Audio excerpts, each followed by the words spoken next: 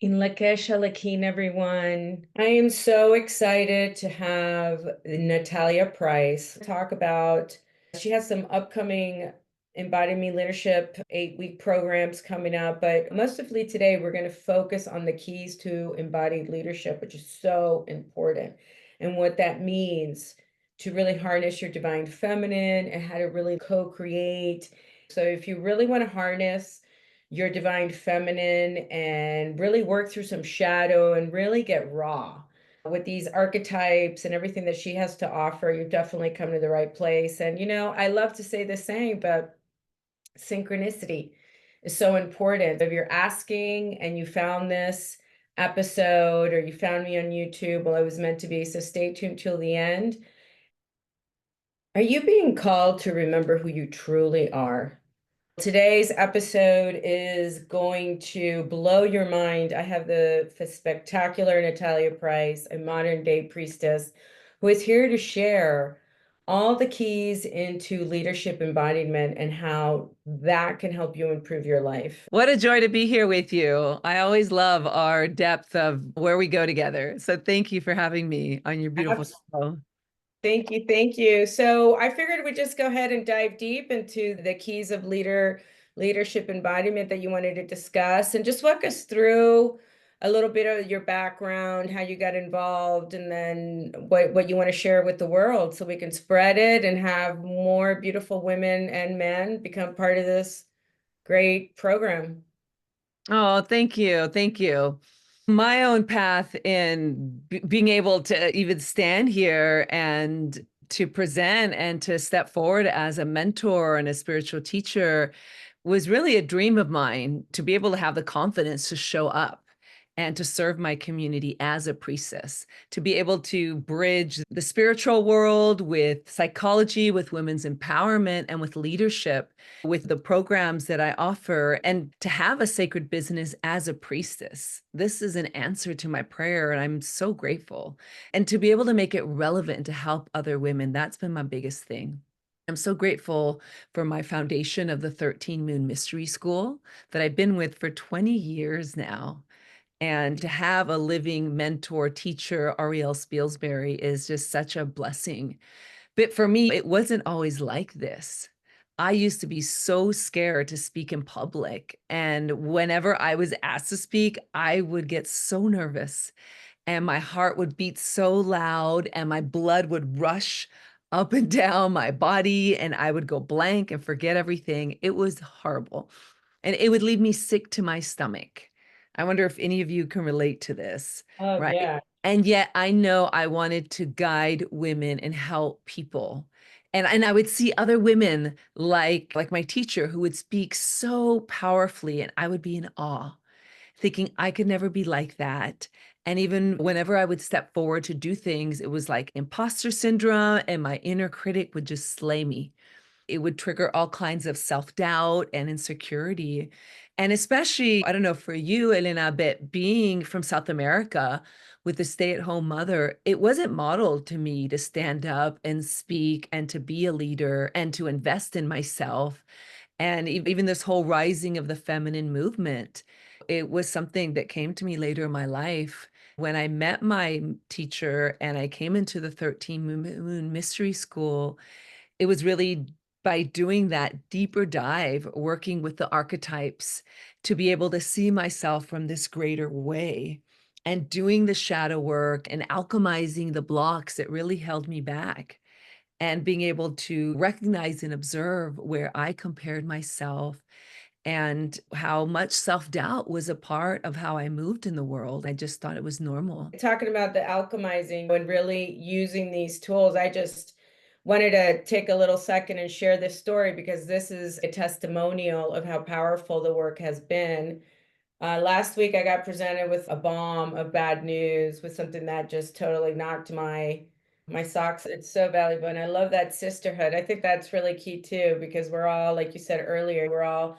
When you first started, you were scared of talking and speaking in public and this and that, but I'm sure you had your sisters that you were all graduating together, and then everybody had their own fears. That union, like when we did it, we had it on Facebook which is something that's really important, like a private group where you can work through some of the shadows, some of the fear, and women are there to support you. So that's super important to have that support system.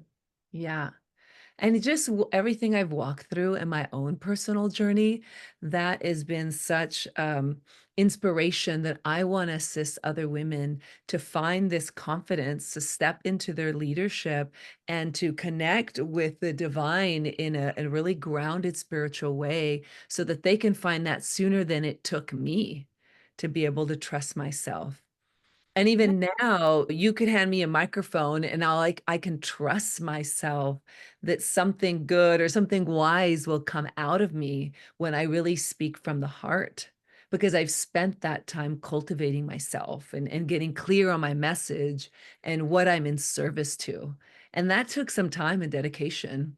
And yes, fear still comes up sometimes, but I have the tools and the practices and the embodied experience to meet that. Feel your authenticity. They trust you because they sense something is real there, right? Or they're inspired by your ability to stand in it, even when it's difficult or uncomfortable or hard, right? The main keys to really cultivating this kind of leadership is one, that self-awareness to get to know your inner landscape, right? To Yeah. understand yourself deeply. And so that really takes knowing not only your strengths, but your shadows, your fears, your triggers, right? To see, okay, what motivates me? Why do I want this? Why do I want to lead women? Why do I want to step forward in this way? And what are my deepest fears? Like, how do they affect my leadership? Because we don't want to be leading from this need to be seen or from a trauma of, oh, I wasn't heard as a child, so now I need to go out there. And getting in touch with, where do we feel the most confident and where do we struggle to show up? And I feel like just opening that conversation within ourselves is so important in that, in journaling and conversing with others and just sharing our hearts, that willingness to do the inner work and to look at to those parts of ourselves that are uncomfortable or challenging. That Very. shadow work is so much about the pieces that we are denying or not willing to look at or we're hiding about ourselves, but it's going deeper in there and revealing that for ourselves, right? So that we can lead from that clarity and this deeper place of integrity. Oh, I like that word integrity. That's one of the things that for the listeners that I want them to know that on top of doing the course, they get a one-on-one with you. And for the course, we do like a one-on-one. Yeah. And we did it. And I remember that before doing because I was approached to do the podcast and I was like, oh my God, I've never done a podcast before. And everybody's, no, you can do it. And then so I was like, okay, I want to do it bilingual and I want to have all these amazing women. And then I went through a little bit of a doubt where we got on a call and I was like, does really what I have to say, is anybody really listening or has it already been said? And I remember you saying to me, nobody has your energy. You have like your own unique fingerprint. So people are gonna come to you and I don't know, there was just something that it was just like a combination of all those words. It did matter. Stand in your truth. It presented itself. And then I did it. I was just like, all right, I'm just gonna do it and try different things. So it does take some of the community and having somebody to mentor you because it's not like you said, we're all in the mind. But what about when you're really in the heart and you need to express it or you need to have somebody to hold your hand and say, "Hey, why don't you try this?" So you do that because you do business coaching as well. Yeah. And like all these pieces, they really cultivate our presence. Right? And that's such an important piece of embodied leadership, but it means being fully engaged with your attention and your energy and your awareness so that all these fears that you spoke into can fall away because you're so aligned with, my mission is more important than my fears. The women I want to serve and help are so much more, mean so much more to me than my own self-doubt or my critical mind. And then especially because we live in a world where distractions are so constant and it's so easy to get caught up in the thoughts about our worries, all the thing. And that true leadership is just like right here, right now. I'm listening, I'm present, I'm responding, I'm connecting. It's that presence that we hold that just has this ripple effect that enters the room even before you say or do anything, right? That it's there. Yeah, it's super powerful. I had my friend that she's gonna do the Johanna. And she's, I'm going to do it. And I was like, no, you're doing it. I was like, you need to connect with your feminine. You have been too much in the masculine, supporting the family. You've been the breadwinner. And it's time for you to let go of that. You need to step into, you don't need, but I just said, Natalia is the one that is going to help you. Because I think there's a lot of women that are currently too. We all have the divine masculine and feminine, but I think women in the last, I don't know, maybe 20 years, we're like with the whole feminine movement and we can do it and we're strong. And they've taken on a lot of the divine masculine energies. And sometimes I feel like the feminine's off. So for women, so my question to you is for women who are a little bit more in their dominant male side, would this leadership program help them connect with their femininity and that softness and that fluidity of what uh, a goddess priestess is? They're also very strong. But what would you say to those women that are want to explore more the feminine and I think one of the things that I've noticed that they think that they're weak if they walk into that path. Yeah. I feel like so much of the greater work for us on our planet right now is that rebalancing and that reweaving of what is the inner masculine and the inner feminine, and to explore that within ourselves to gain that emotional intelligence about what it means to be in tune with each side and how, what is it when we're overplaying one side and we're too logical, and we're too mental, and we're pushing too hard, and then what is it to be in our feminine? And not in this idea of, oh, we're soft or we're weak or we get bullied, but to be in that place of knowing how you're calling everyone in, how you're collaborating, where you're leading from the heart. It's really recognizing how we influence the world around us. And so especially for those women that we've been shown that so much of success or leadership in this masculine model, and now we're redefining that. And what does it mean to weave them together in a loving way, in a graceful way? That, yes, sometimes you need that fierceness that's very clear to come in and cut through stuff. And then once you do that, how do you come back and settle in the feminine? How do you settle in this place of supporting one another and inspiring other beings to rise up and be in their leadership as well? So that it's not power over, that it's us working together in that synarchy, right? That maybe there's moments where there's different leaders, but we're just like inspiring everyone to stand in their thrones, right? That we're I love all that. queens in a circle of queens, that no one needs to be above the other. Mm, Especially in this leadership realm, is getting in touch with what are your different sides and how to weave them together, how to strengthen or cultivate the ones that you want to for specific aspects. But then perhaps when you're going back into your relationship or your parenting or your creativity, that you can soften and go into that feminine that really embraces and brings together and holds so much more compassion about how to work together with others. no, especially now with everything that's occurring on the planet, I think there's definitely a major, we know this and we've known this, but right now it's just getting more and more dense on some level. And I feel like it's like a energetic collective awakening, like you said earlier, and it's just about really harnessing yourself and just being present. And I want to circle back to that being in presence, because I think a lot of us forget and we're either in the past or in the future. What would be some of the keys to staying present that you could share with the listeners that are struggling with that as part of the teachings? Emptying the presence is one Yeah. that you want to talk about that a little bit.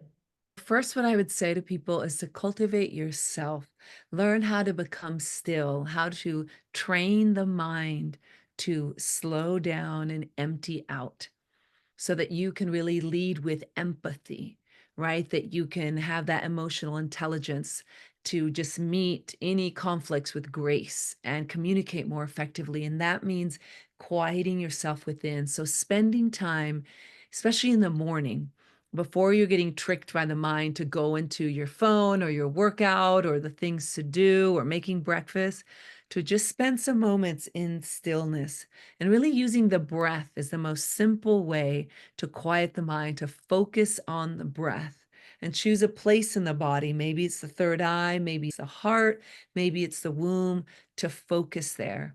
And that really starts to train and cultivate yourself to come within, to be grounded, to be able to respond instead of react, to slow it down.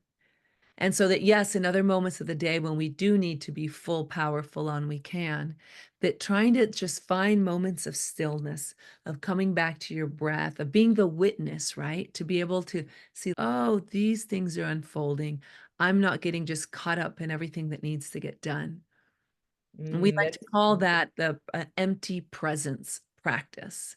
And it's, or you can call it meditation or even breath work, just something that slows you down and brings you in. We like to use mudras and somatic movements of the body to bring it all, merging all parts of the self. So we have this mudra of empty presence where we bring one hand at the heart with the palm facing up, and we bring the right hand straight up overhead. And then as you draw down that top hand, you bring it down through your center and you call yourself in, calling in all aspects of yourself, past, present, future, to come down into the heart. And then just bowing to yourself, honoring everything that's waking up in you, everything that's clearing out, honoring your whole process, right? So that you can lead from the whole self.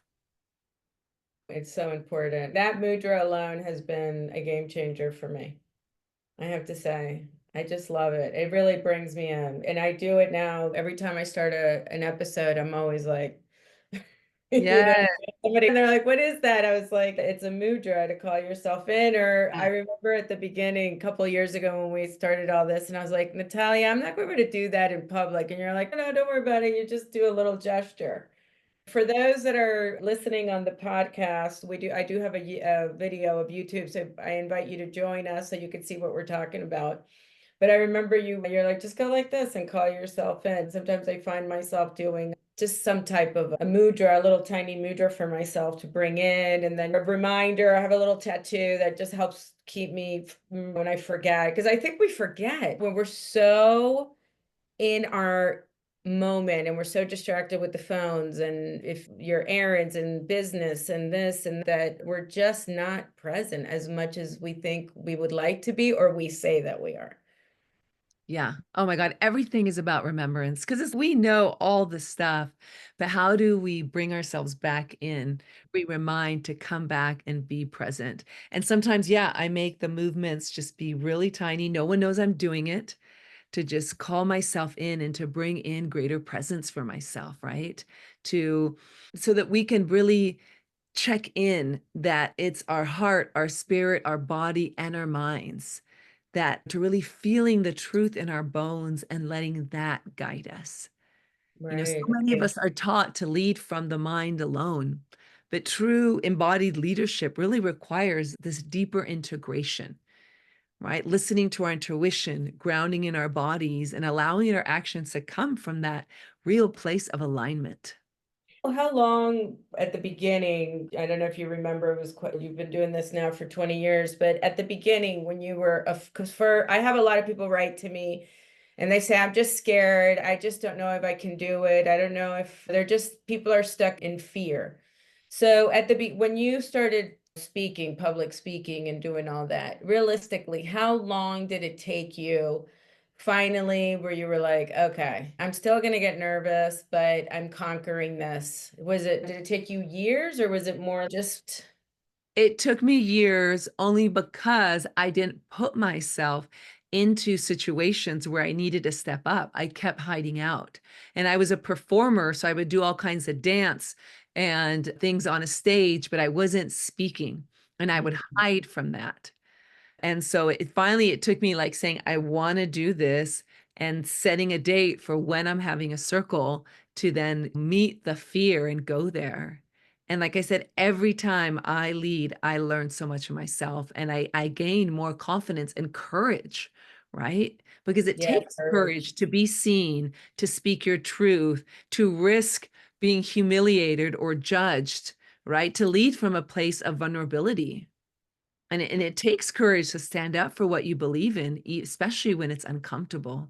So No, that yeah. did take me time. And that's why I've created this whole process to guide people in a way that's so succinct in this whole program that is step by step, week by week, to really step more fully into it and to set a date that this is what I'm going to share. I'm practicing with these other women, right? And just No, asking yourself, what is one courageous step that you can take to go into your leadership now? and you're doing it because for all the listeners, you do a full moon Facebook Live or Zoom Live, right? So you call Yeah, in every month I every force myself.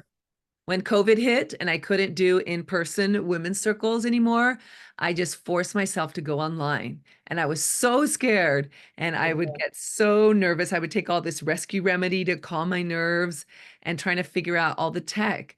But little by little, I just did. And every time I did it, I got better. So I would have those full moon circles every month that would force me to put myself in front of people and learn all this stuff. No, And then I of love course, I them. have the year-long priestess program that we're in the middle of that you were a part of. And then I have the shorter 8-week embodied ritual leadership program that's about to start in November. Okay, wonderful. That's just about to take off. And talk to us a little bit about the part of it because I know you have a temple, which is, I love the temple. You can go in once you enroll to any of the courses, you have access to that, which is one of the wonderful perks, correct? And Yeah. then you can just stay connected with your temple and do all the practices and go back and re-listen. Because I think what happens is it's so much like life is just so much that you need to constantly be going back and rereading and going back and listening and looking at your journal and it's just an ongoing it just you don't just do it and then you stop, you have to go back. It's almost like you got to start all over again and walk through it, and then it's like an onion, you're going to start peeling all these layers, and maybe the second time around you'll be like, oh, I missed that whole shadow or that whole other portion that I didn't get at the beginning. But I think too, your higher self is going to guide you to get exactly what it is that you need in that moment anyway. So the temple, talk to us a little bit about it. It's part of your in In the Embodied Ritual Leadership Program, we have an online temple where all the classes, the recordings, the PDFs, the handouts, everything's there. But it's a weekly live class on Zoom. And so we're really going deep into the stuff and doing the work there, even if you never go back to the temple. You get one-on-one time, you get into partners, you have priestess allies to practice it. And it's really I created it, designed it for women who really want to step into greater self-mastery and are ready to find their confidence and being able to talk to us a little bit about the oils. Can you share with us about this? Is that something, a course that you're doing with the oils? not yet. It's working with the sacred oils has just been part of my priestess path with the 13 Moon Mystery School. And it has been an aspect of the work that I do that is it's like that real connecting with the plant medicines and then connecting with this ancient lineage of what they're called the miraphors. They're the mistress of the oils for Okay. hundreds of years, going back to all over the Middle East, in Avalon, in Greece, and ancient Egypt. There were specific women that would work with these sacred oils, and specifically with the myrrh from the sacred myrrh tree to anoint people and to anoint bodies before and after they died for their passage to the other side. And they would use myrrh, they would do it even before they would mummify the bodies in ancient Egypt. And this was just a sect of women that were so powerful and really bringing together this sort of celestial medicine of the oils and that deeper knowing of hands-on healing on people's bodies. And I even just like to encourage people to use any of the sacred oils that they have, like frankincense oil or lavender oil or sandalwood or rose is such a good one to raise Mhm. your vibration. And just taking the oils and honoring them in your hands, and then putting some and using it to bless your body, like a prayer on the body, to touch into specific parts, to touch into your third eye, to really activate that inner knowing, that third eye awareness, to open your psychic centers, and then to touch yourself in your throat so that you can speak more confidently, or to clear out any of the blockages in your throat, to using these sacred oils, right, to touch in and to shift and transform something in yourself. And the most important part is your intention and your presence with it. Whatever your prayer is, as you touch your heart with the oils, to open your heart or to allow you to forgive or to have greater courage or empathy, to go out and whatever it is, actualize your dreams of leading circles, or to align with sacred business values, so that you can come into this right relationship with the elements, with the oils, with the deities, right? All of Oh, this is bringing you into this discovering what your own medicine and gifts are. essential oils, there's in the frontal cortex of the brain is the essential oils have a direct link where there is no barrier. So when you're doing a decree or you're making a prayer or you're setting an intention and you get your oils and you inhale them, especially rose, which I think vibrates at 300 hertz, has the highest vibration, then your messages are like a direct link to the universe. And so essential oils, wow, I'd love to, once you're ready to do that or launch that, let me know, because that's essential oils is something that yeah, I just think that's the way to the future. And also sound vibration is another thing that people are starting to realize that's the way of the future. So I Yeah. love it. Yeah, and that mixing of sound with the oils, right? That's it. Yeah. I feel like this is an even older order whose time has really returned and it's with us again. So we're awakening all these codes, right? That the sacred oils and the signs, the sounds would realign people with their essence and really help carry us to lift us up, to remember, right? Yeah, it's a remembrance. When I introduced you, the first thing I said was, "Do you have a calling to remember who you were?" And so this modern day priestess, Natalia Price, is the go-to, is the true embodiment. And I'm so honored to have taken all of your courses and be part of the full moon circles and just be connected. So for all of those, give us your website name. I'm going to write everything in the link, but let us know. We didn't really talk about it, but where are you living? Are you a mother? I know you guys, a little background before we go today. I'm in Northern California in the town of Nevada City. That's at the base of the Sierras and the land of the ancient Nisenan people. And I'm here with my husband. We have a tattoo studio, Sacred Skulls, and Sacred Skulls jewelry that we do out of our home. And then my son, I have an 11-year-old son that is just constantly humbling me to keep coming back into the heart. I have this course, the Embodied Ritual Leadership, which starts in November 8th.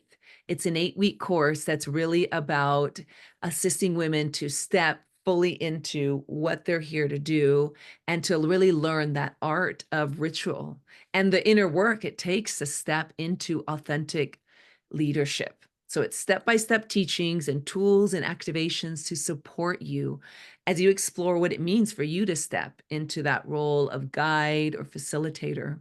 Yeah, as I like a medium and psychic, one of the reasons why I did that with you was because I wanted to feel more confident about doing some circles in my community or doing the sound crystal, the sound bath, or holding space. There's so much yummy information, and you're like a treasure trove of knowledge. So, anybody that really wants to get out there and just do it. You can't think about it too much. You just have to do it. So call Natalia and you do a consultation, free consultation, just to if somebody's not 100% sure, right? Yeah, I do clarity sessions, just diving in and helping people get clear about what it is they're stepping into, what do they want to create in the world, and how I can support them. So I also do one-on-one mentorship. But next week on November 1st and 2nd, on the Day of the Dead, I'm offering a 2 free-day masterclass called Clearing Blocks to Stepping into Leadership. And we're really Oh, harnessing that energy and the power of Samhain, of Day of the Dead, really honoring the dead and that clearing and that conscious ego death of letting go what's not serving us to really step forward and stand for what you believe, to have impact and create change in the world. And that's a free webinar that's happening November 1st and 2nd at 12 noon Pacific, which I think is okay. 3 p.m. in the East Coast. So I'm offering that. And then the following week, we're starting the Embodied Ritual Leadership course. You can find all of this in my website, nataliaprice.com, nataliaprice.com. And And I'll even also, my Instagram, it's natalia.price in my Instagram. perfect. Yeah. And I always write, at least for the listeners on the podcast, I'll put all the links and then you can also go to YouTube and then I'll have all that as well. So there's no excuse. Call her now. Instead of a commercial. Thank you so Oh, much for sister, all. it's been so wonderful. I love just the way you are so supportive of the sisterhood and the ways that you just help. You're an ally for other women to step forward in a bigger way. And even with your podcast, that you give a voice to so many people. It's a really Thank you. beautiful thing. Thank you for doing what you came here to do. Thank you. I love hearing that because it is a lot of, it's been a growth and a process in two years now. Going to 2 years in November since I started it, and we've grown to over 30,000 worldwide listeners, and it's growing and things are growing. So that's awesome. So thank you so much for that. Mm.